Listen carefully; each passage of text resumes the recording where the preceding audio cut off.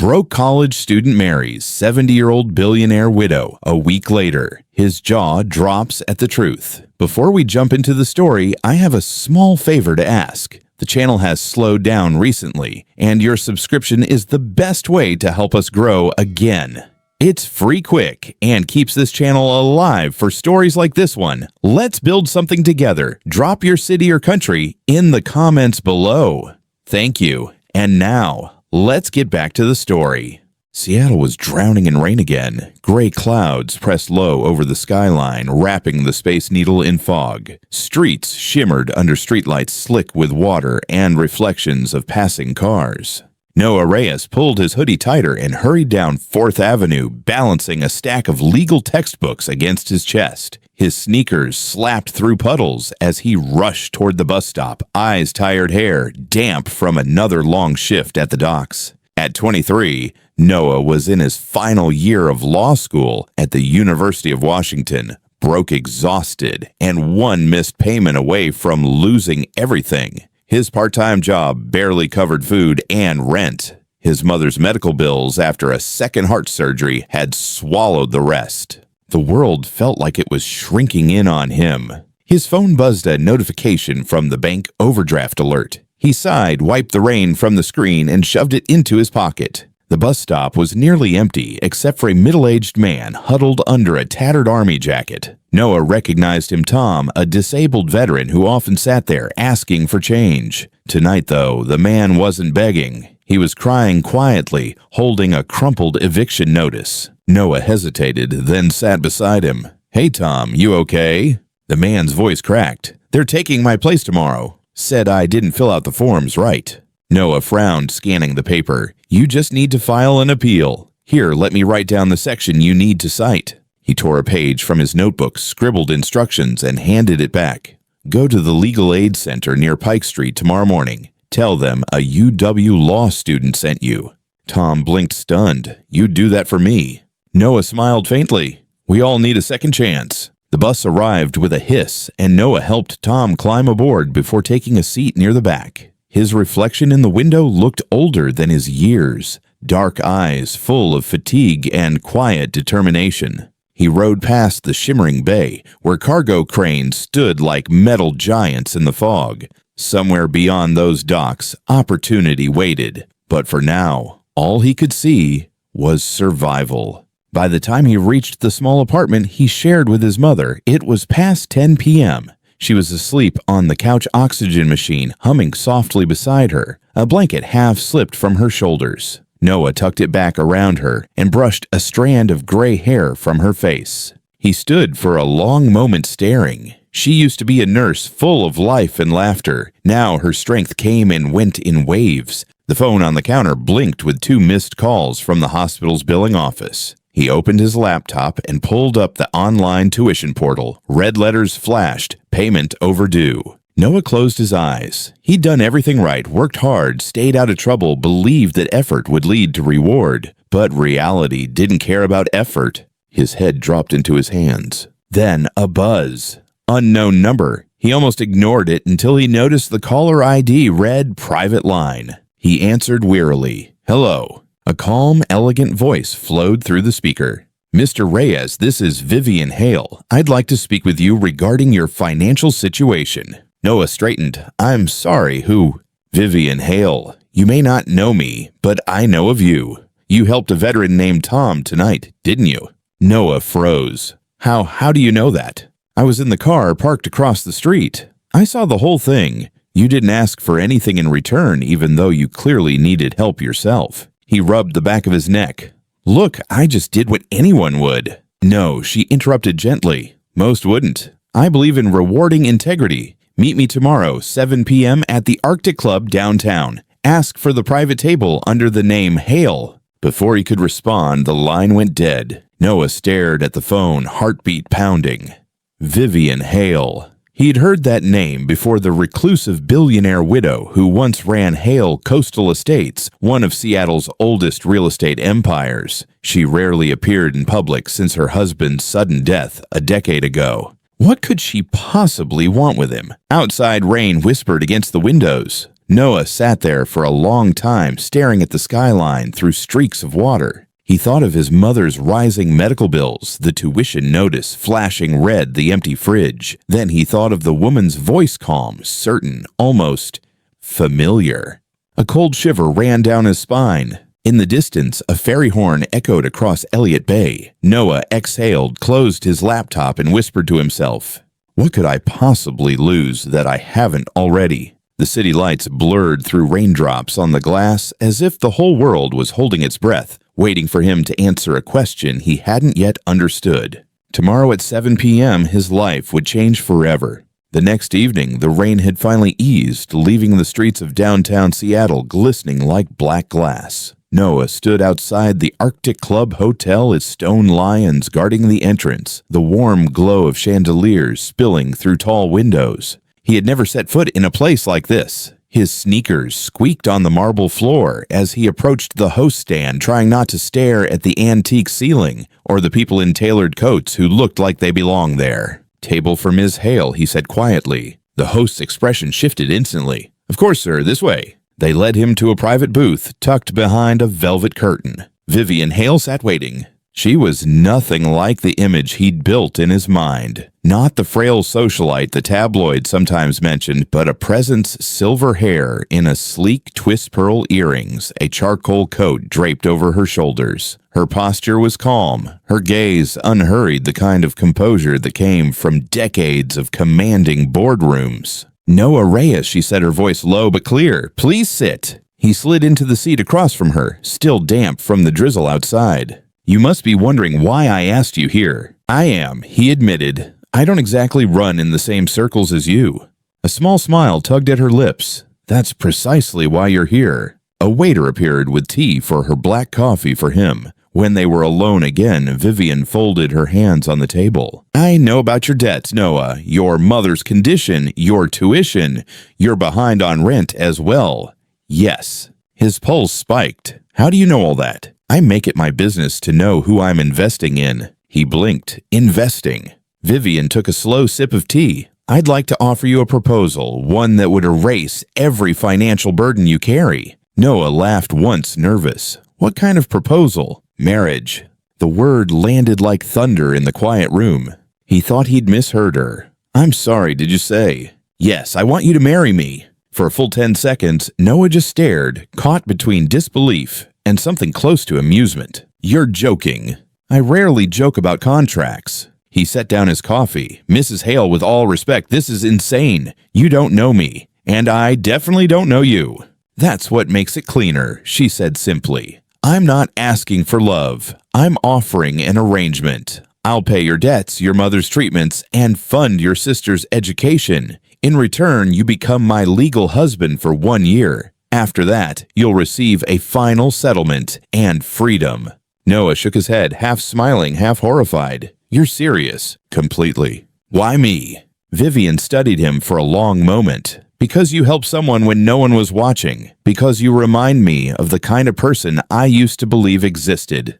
Her answer only deepened the mystery. He rubbed his forehead. "Look, I appreciate the offer, but this sounds like something out of a movie. Why would a billionaire widow need a husband at all?" Her expression softened the first crack in her polished exterior. "Because the board of my foundation requires that I name a family trustee to maintain control. The alternative is letting them sell off everything I've built to strangers who don't care about legacy. I need a companion in name, only someone I can trust, not to use me." Noah's voice dropped. "So this is a business deal?"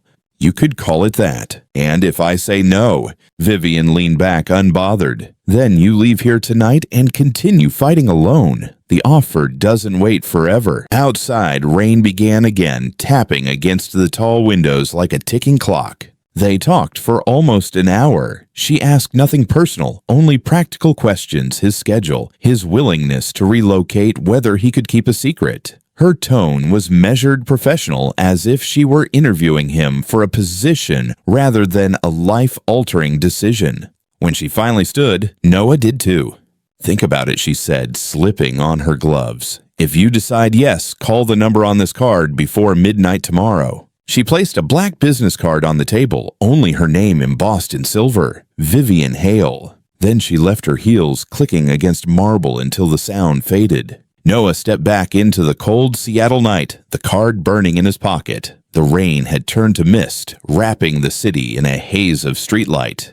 He walked for blocks without direction, mind racing. Every instinct screamed this was ridiculous, even dangerous. But another voice, the one that kept count of hospital bills and unpaid tuition, whispered that maybe, just maybe, this was fate knocking. When he finally reached the apartment, his mother was awake watching a late-night sitcom rerun. "Noah," she said softly, "you look like you saw a ghost."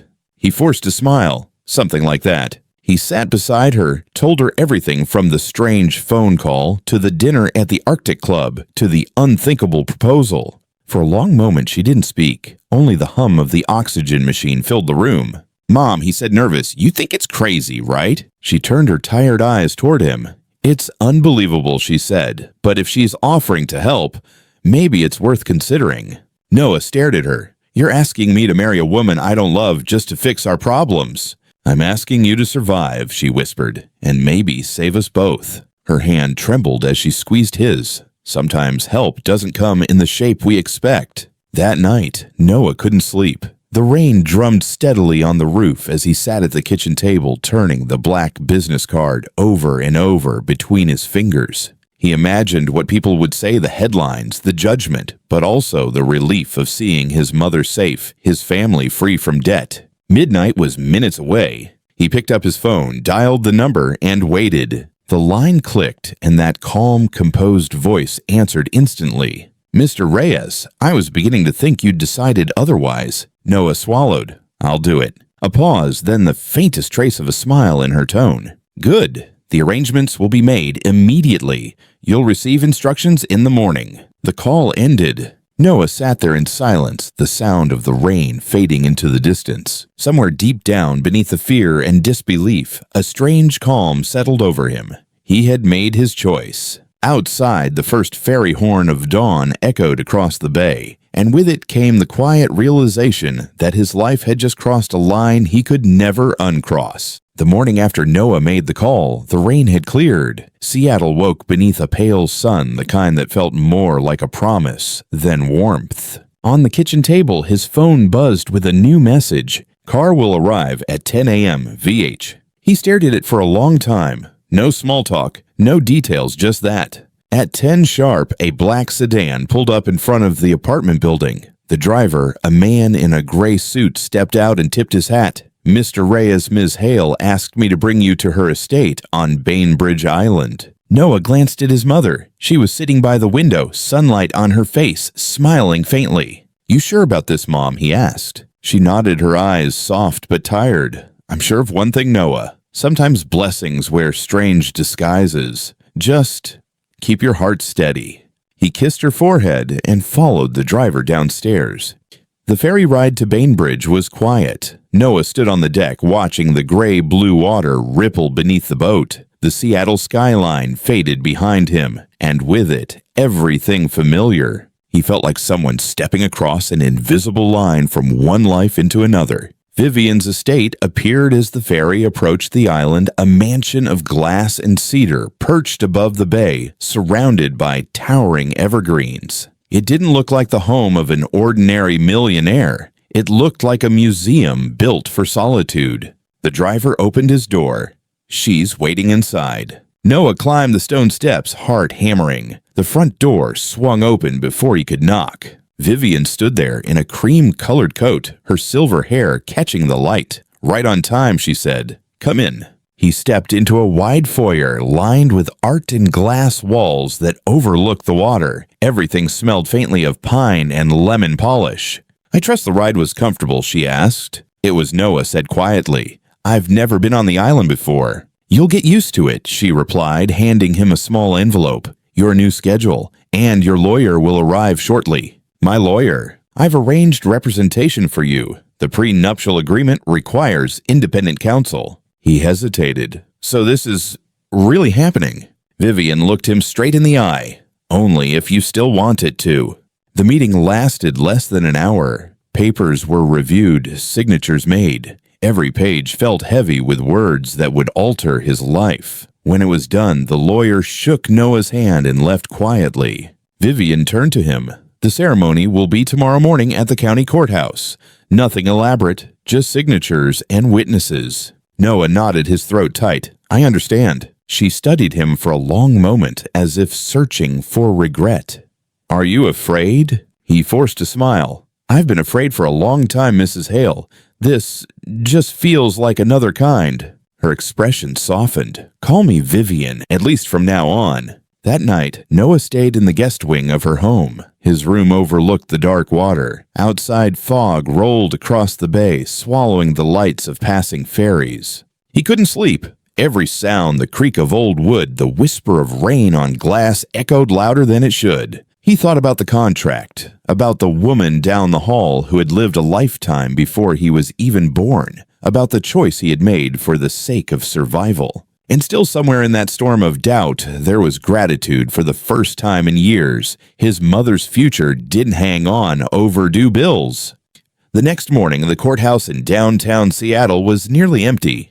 Noah wore a borrowed navy suit, his only tie slightly crooked. Vivian arrived in a gray silk dress and a pearl brooch. The clerk barely looked up as they signed the forms, exchanged vows that were little more than formalities, and posed briefly for a photograph. When the officiant pronounced them husband and wife, Noah's chest tightened. He didn't know what emotion it was: relief, disbelief, or quiet surrender.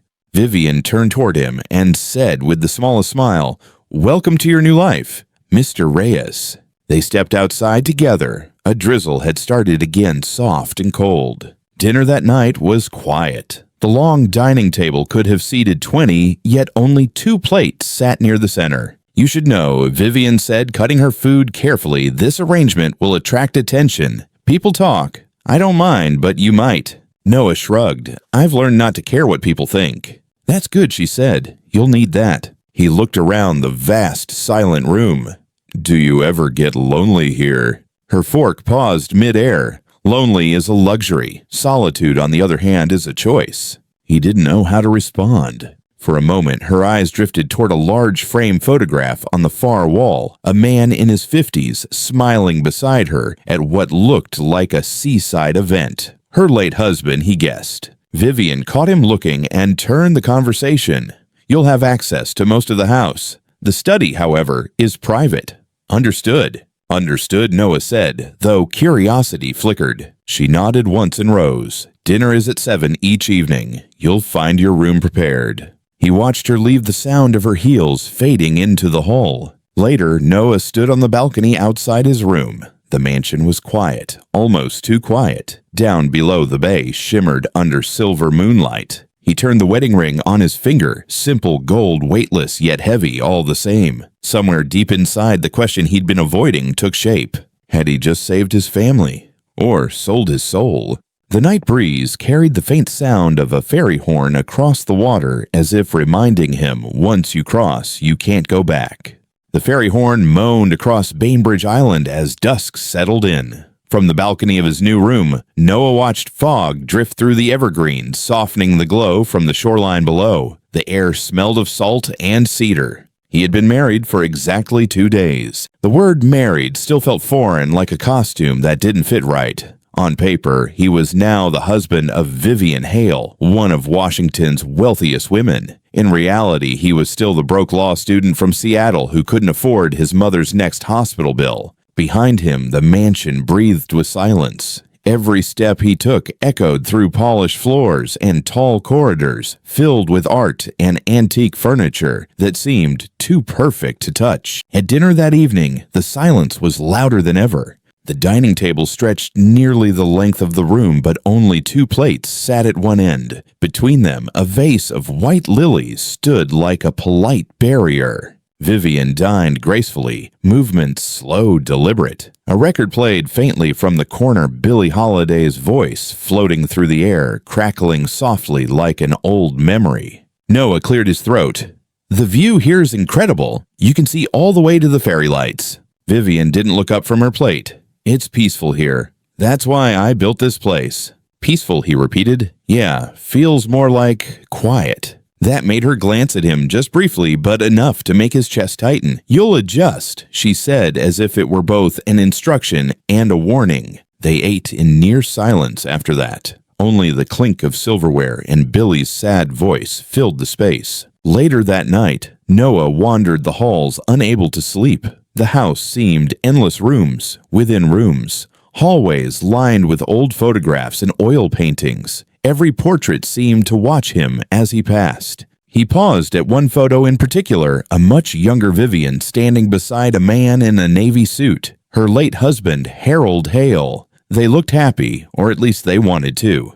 "Mr. Reyes." The voice startled him. At the end of the corridor stood the butler, Mr. Whitcomb, holding a silver tray. His expression was unreadable. "You shouldn't be walking around so late," the man said evenly. "The floorboards near the west wing are unpredictable." "I couldn't sleep," Noah admitted. Whitcomb's gaze softened slightly. "No one does at first. This house takes getting used to." He turned to leave, but Noah called out, "You've worked here long. 30 years. Then you must know Mrs. Hale well." The butler hesitated. "I know her story. That's not quite the same thing." "What do you mean?" Whitcomb lowered his eyes. "People with great loss often build big houses to hold it." Then he walked away, the sound of his steps fading down the marble hall. The next morning brought fog so thick it swallowed the coastline. Noah joined Vivian for breakfast in the glass-walled sunroom. She was reading the newspaper, perfectly composed as always. A faint smile crossed her face when he entered. "Good morning, Noah," she said. "You slept." "Barely." Her eyes flicked toward him, still adjusting. "You could say that. This place, it's beautiful, but it feels empty." Vivian folded her paper, her voice calm. "Emptiness is relative. Some people feel it in crowds. Others find it in silence. Which one are you?" He thought for a moment. "Depends on the day." For the first time, she smiled, not polite, but real. It lasted only a second before she stood. "Come, there's something I want to show you." They walked through the gardens that stretched behind the mansion. The air was cool, the grass still wet with dew. Stone statues peeked through the mist like ghosts from another time. Vivian stopped by a small glass greenhouse overlooking the bay. Inside, it smelled of earth and rosemary. "I used to grow orchids," she said softly. "Harold loved them. He said they only bloom for people who wait long enough." Her voice trembled slightly, and Noah caught a glimpse of something rare, a crack in her perfect composure. "I'm sorry about your husband," he said. Vivian nodded, eyes distant. "He was a complicated man, brilliant, stubborn. We built an empire together, but not all foundations are strong." Noah sensed there was more she wasn't saying, but before he could ask, she turned back toward the house. "Dinner is at 7, she said. "Don't get lost." That evening, a storm rolled in from the bay. Rain lashed against the glass walls as thunder rumbled beyond the trees. Noah sat by the fire in the library pretending to read. The shelves towered around him, filled with books that looked untouched. On the far desk lay a stack of folders and old maps marked with red ink circles drawn around different coastal properties. One folder sat slightly open. Curiosity tugged at him. He reached for it. Inside were printed reports, real estate transfers, legal documents, dates spanning decades. Each folder was labeled Hale Coastal Holdings, and at the bottom of one page he saw something that made his pulse quicken, a signature. Samuel Reyes. His father's name. Noah froze. It couldn't be his father had been a low-level clerk before he passed away working in a property law firm years ago. What connection could he have to Vivian Hale's empire? Before he could flip another page, a voice broke the silence. "Enjoying the library." Vivian stood at the doorway, wrapped in a silk robe, her silver hair unpinned for the first time. The sight startled him more than her words. "I'm sorry," Noah stammered. "I was just—" Her tone was calm, but her eyes were sharp. "Curiosity is useful, Mr. Reyes.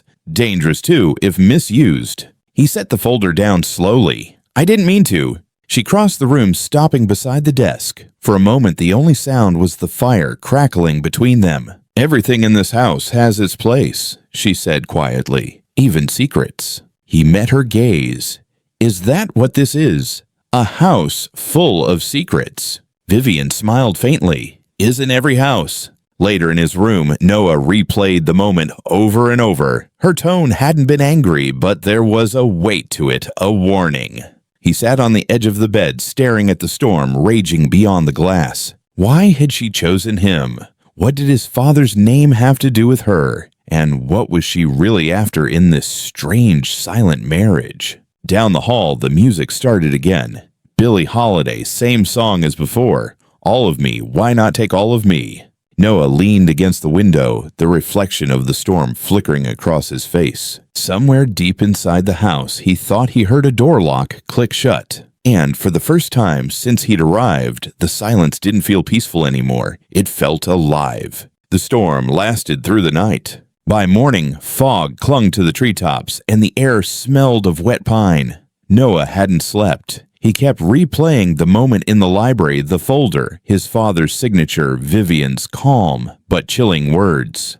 When he finally stepped into the hallway, the mansion was eerily still. Even the usual hum of the cleaning staff had vanished. Somewhere in the distance, Billie Holiday's record had stopped mid-song. He walked toward the study, the one room Vivian had told him was off-limits. At the door, he hesitated. His pulse quickened. He knew he shouldn't, but curiosity had already crossed the line. The door was locked, of course, but as he turned away, something metallic on a nearby console caught his eye. A small brass key. The same ornate design as the one Vivian had given him on their wedding day, with one difference: this one had the letter H engraved near the handle. Noah's heart pounded. He glanced down the hall, listening. Nothing. He turned the key. The lock clicked. The door creaked open, releasing a faint smell of cedar ink and thyme. Inside the study was nothing like the rest of the house. No modern glass or art, only dark wood, old books, and the faint hum of a desk lamp. The walls were lined with photographs of coastal properties, ships, and newspaper clippings about Hale coastal estates. A single large desk sat near the window papers spread across its surface in precise stacks. Noah stepped closer, drawn to a folder lying open under the lamp. It contained contracts, letters, and legal memos, some dating back nearly 30 years. His father's name appeared again and again. Samuel Reyes, contract attorney. Each document referenced a property deal gone wrong, one that had nearly destroyed Hale Coastal Holdings decades ago. The more Noah read, the colder his hands became. One letter stood out, a handwritten note in sharp cursive, inked in dark blue. You ruined everything. My family was left with nothing because of your lies. My husband's heart gave out from the stress. You took his life as surely as if you'd planned it. The letter wasn't signed, but the handwriting was unmistakable. Vivian Hale. Noah stepped back, his breath catching. He scanned more pages, lawsuit filings, transfer deeds, financial losses that matched the timeline of his father's final years. His father had never spoken about it, but Noah remembered the guilt in his eyes during those late nights when bills piled high. Maybe this was why. He turned another page and froze. A marriage license application lay beneath the pile. His name, Vivian's name, but the date on the document wasn't from last week. It was dated 3 months before they'd ever met. Noah. The voice behind him was quiet, but sharp enough to cut through the air. He spun around. Vivian stood in the doorway, her silver hair pinned perfectly, though her expression was unreadable. You shouldn't be here, she said. He swallowed hard. What is all this? She stepped into the room, closing the door behind her. The sound of the latch sliding into place echoed like a verdict. Records, she said simply. History. History about my father. His voice shook. You knew him. You knew who I was before we met. Vivian's eyes met his. Of course I did. Why didn't you tell me? She walked to the desk, brushing her fingers over the papers as if they were fragile memories. Because the truth doesn't change what needed to happen. He stared at her. You married me to punish him, didn't you? To punish me. Vivian looked out the window. The fog outside reflected pale light onto her face, softening the hard edges of her words. I married you, she said slowly, to understand whether forgiveness was possible for either of us. Noah felt anger rise sharp and sudden. You used me, my family's pain, my mother, everything we've gone through, and you. I didn't touch your mother's care, she interrupted, calm but trembling at the edges. I only gave you what your father took from me, security. stability, a future. That's not generosity, Noah said, voice breaking. That's revenge wrapped in charity. Her hand clenched on the edge of the desk. And yet you accepted it. He froze. The words hit hard, because she was right. He had taken her deal without question just to save himself, just like his father once might have to survive at any cost. For a long moment, they said nothing. Only the rain filled the silence. Vivian turned to him, her eyes glistening with something like sorrow. Your father wasn't a bad man, Noah, but he was careless. The people he worked for were ruthless. When the company collapsed, the blame fell on him, and so did the guilt. Harold believed he'd been betrayed, and I believed Harold. She sat down heavily in the leather chair, her voice softening. For years, I thought if I could take back control of everything he lost, the ache would stop. But it never did. Noah's anger began to fade, replaced by something else, pity, confusion, maybe even understanding. He looked at the woman before him, powerful, lonely, haunted, the kind of person who had built her world out of grief. What happens now? He asked quietly. Vivian sighed. Now you know the truth. What you do with it is your choice. She opened a drawer, took out a sealed envelope, and handed it to him. This is everything. The files, the evidence, the story I never told anyone. If you want to expose me, do it. But if you stay, you'll see what rebuilding looks like, not destruction. He stared at the envelope but didn't take it. You think I can just stay here after this? I think you'll have to decide who you really are, she said. Your father's son, or your own man. That night, Noah sat by the fire, the envelope resting on his lap. He hadn't opened it. He couldn't.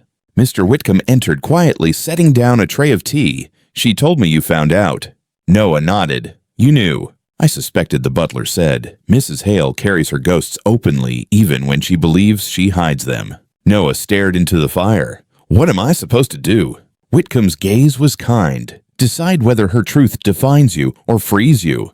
He left the room, leaving Noah alone with the crackling fire and the weight of too many choices. Hours later, Noah walked down the empty hall toward his room. The house seemed to breathe again, its silence alive with memory. As he reached the door, he paused. Somewhere behind him, the old record started playing again, Billie Holiday's voice, low and haunting.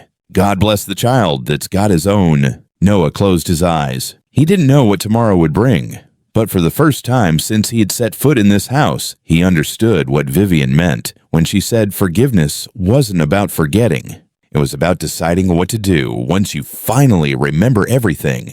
The days that followed felt like walking through fog.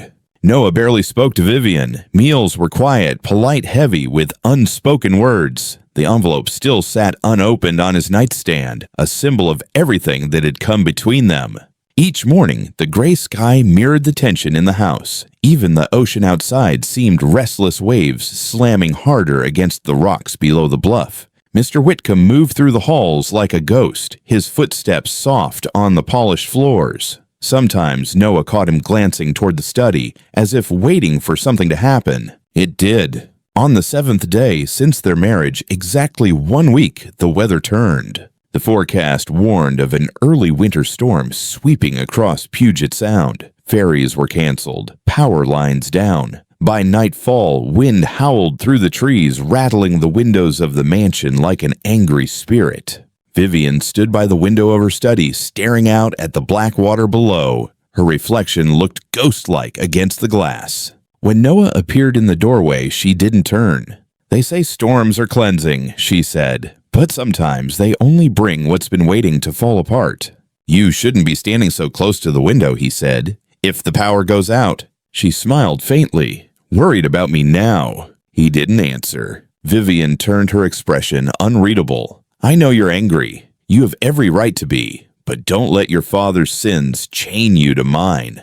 That's not fair, Noah said. You married me under false pretenses. You used me. I gave you a choice, she said quietly. You chose to save your mother. So did I in my own way. We both bartered with fate. The lights flickered. Thunder rolled so close it shook the floor. Somewhere outside, a tree cracked and fell. Vivian's phone buzzed on the desk. She glanced down a message from her attorney. Her eyes widened slightly. What is it? Noah asked. They're finalizing the sale, she said. The foundation's board. They're selling off the coastal properties I fought to preserve. I thought you controlled the trust. I did until I signed it over as part of the marriage terms. I made you my trustee, Noah. Without your consent, they can't sell anything. He stared at her. Me, I didn't sign. It doesn't matter. As my husband, you legally represent half the estate. They'll need your approval. The house groaned under the wind lights dimming again. Vivian grabbed her coat. We have to get to the bridge before they file in court.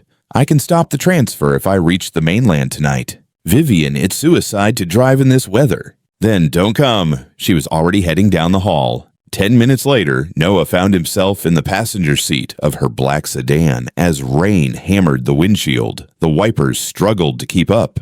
He tightened his grip on the door handle. You can't even see the road. Vivian's eyes were fixed ahead. We'll make it. I've done worse drives. Not at 70, he muttered under his breath. She gave him a sidelong amusement park warning. They drove in silence. Lightning flashed across the sky, illuminating the road ahead for seconds at a time. The bridge to the mainland loomed in the distance, its steel arches swaying in the wind. Vivian turned back, Noah said. We'll call your lawyer. There's got to be another way. I built my life on not turning back, she said. A gust of wind slammed into the car. Tires skidded. Vivian swore softly, steering hard to correct. The next flash of lightning revealed debris scattered across the bridge branches, a toppled construction cone. Then the car jerked. One tire caught the edge of the barrier. Metal scraped metal. The car spun once before Vivian managed to brake, stopping inches from the guardrail. For a moment, neither of them breathed. Rain drummed on the roof like the ticking of a clock.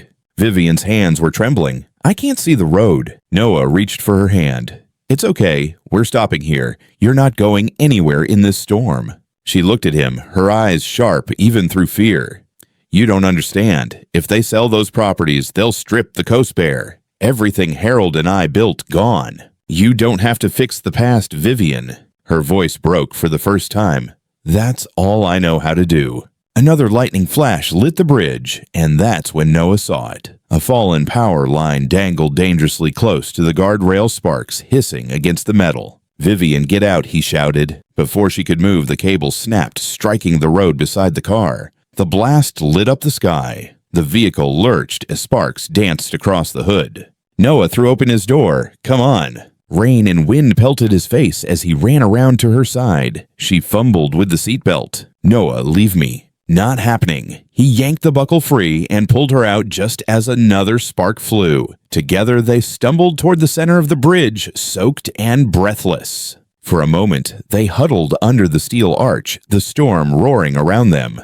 Vivian looked up at him, water streaking down her face like tears. Why would you risk yourself for me after everything I did? He met her eyes. Because forgiveness isn't something you earn, Vivian. It's something you choose. She stared at him, her lips trembling. Then softly, Harold used to say that. Lightning cracked again, closer this time. Noah grabbed her arm. Come on, let's move before the next wire goes. They made it across, soaked, shaking, but alive. By the time emergency crews arrived, the bridge was closed. They sat inside an ambulance wrapped in blankets, steam rising from their breath. Vivian looked out at the storm fading over the bay.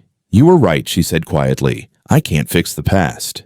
Noah smiled faintly. No one can. But we can stop letting it control what comes next. She turned to him. What would you do if you were me? He thought for a long moment. Start over. Build something that helps instead of haunts. Vivian exhaled, her shoulders lowering. Maybe it's time. The next morning, sunlight broke through for the first time in days. The papers she'd been desperate to protect were safe. The sale halted. But something deeper had shifted. The battle she'd fought for years wasn't with the world anymore. It was with herself. Standing by the window of her hospital room, Vivian looked at Noah. His clothes were dry, but his hair was still damp. You could leave now, she said softly. You've done your part. He shook his head. Not yet. A small smile touched her lips. You're your father's son. No, he said gently. I'm not.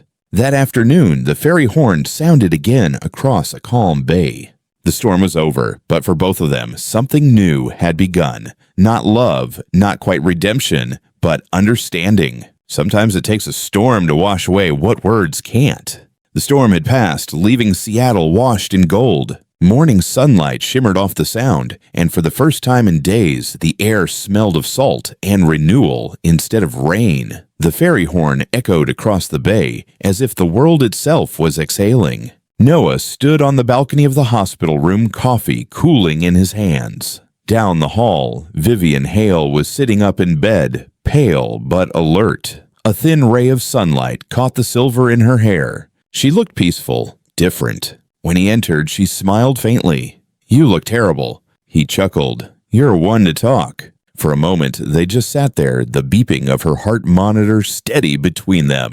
"Did I ever thank you?" she asked quietly. "For what?" "For saving my life. For staying." Noah looked down at the cup in his hands. "You don't have to thank me. You've already done more for me than you know." Her eyes softened. "You mean the money?" He shook his head. "No, the truth. As twisted as it was, I needed to see it. We both did." She smiled, the corners of her eyes creasing. "You sound like Harold." "Maybe he finally got through to both of us," Noah said. 2 weeks later, Vivian was discharged. She moved slower now, her steps careful, her tone gentler. The mansion on Bainbridge Island had changed too. The storm had knocked out power, broken branches, shattered windows, but somehow the damage made it feel more alive. Noah helped oversee the repairs, then returned to Seattle to finish his final semester of law school, but he kept visiting the island every weekend. Something had shifted between them, not romance, not obligation, but a quiet bond born from surviving both a storm and the truth. By spring, the world had fully turned. On a crisp April morning, Noah stood at a podium in front of a small audience gathered at a community college auditorium. A banner behind him read, "The Hale Reyes Foundation Building Second Chances." Vivian sat in the front row, her hands folded over a cane, her expression proud but humble.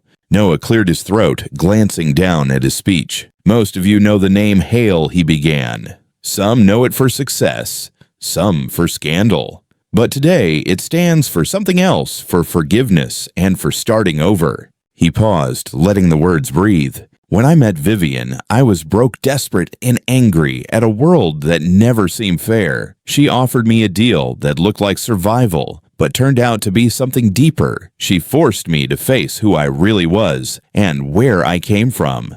Vivian smiled softly, eyes glistening. Noah continued, "This foundation will provide scholarships and legal aid to people who've been trapped by the system, families who just need a second chance the same way I got one." Applause filled the room, but for Noah, the loudest sound was the quiet satisfaction of letting the past finally rest. That evening, he walked with Vivian through the gardens behind her house. The air was cool, filled with the scent of new blossoms. She stopped beside the greenhouse, running her fingers over a freshly planted orchid. "You know," she said, "I used to think forgiveness was weakness. That if I let go of anger, I'd lose the last piece of what I loved. And now," she looked toward the water where the sunset painted the horizon in amber light. "Now I think forgiveness is the only way we ever get to keep what truly matters." Noah smiled. "Then maybe we're both learning." Vivian turned to him, her eyes bright. "Maybe you should keep the house, Noah. It should belong to someone who knows what it costs to rebuild." He laughed gently. "Vivian, I'm not taking your home." "Then promise me you'll take care of it," she said.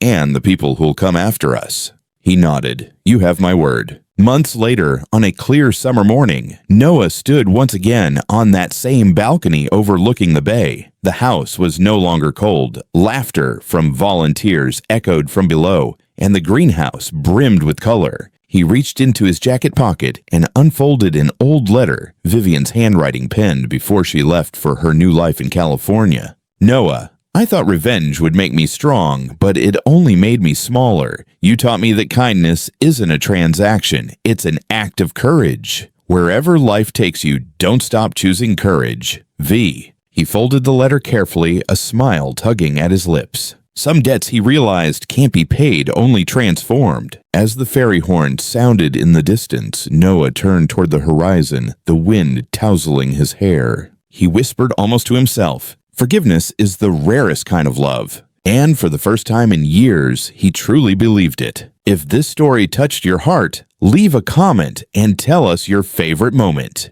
Give this video a like to help others find it, and subscribe for more cinematic love stories that remind us some truths can break you, but the right ones can set you free.